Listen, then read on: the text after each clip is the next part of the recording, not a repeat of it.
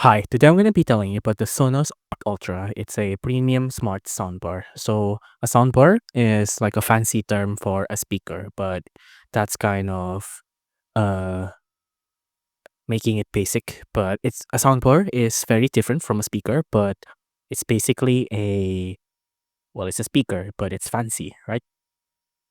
And it's quite expensive, about $1,000, give or take. Might cost more with taxes, might cost less with codes. But it's experience clearer dialogue, deeper bass, and more detailed sound that precisely surrounds you from every selection, all in an unbelievably sleek design. And of course, it has Dolby Atmos.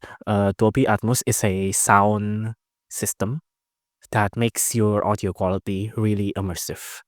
It can give you a spatial audio experience. So if in the movie sound is supposed to be coming from the right, because for example, if you're watching a movie and there's a gunshot and it's from the right, you'll actually hear in real life the gunshot from the right?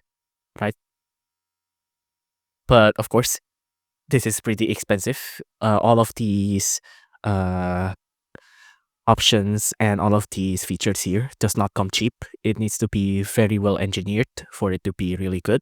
So it has a pretty hefty price tag of $1,000. There's also some tech specs here that if you're interested in that.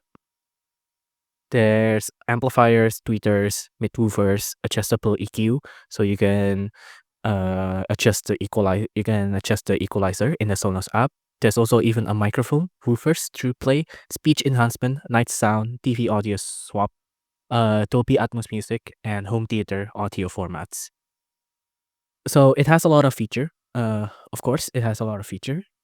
This is actually the premium version from the previous model of just the normal Arc. And also they have another product called the Beam. Think of Arc Ultra as if it's a iPhone Pro Max, and meanwhile the Arc is just a normal iPhone and the Beam is just the previous generation. All in all, this is pretty jam-packed with a lot of features, but of course, it's expensive. $1,000 is not cheap. It's a lot of money, but if you have that much money and you're okay with spending this much for sound, or if you're an audiophile, then I'd say go for it.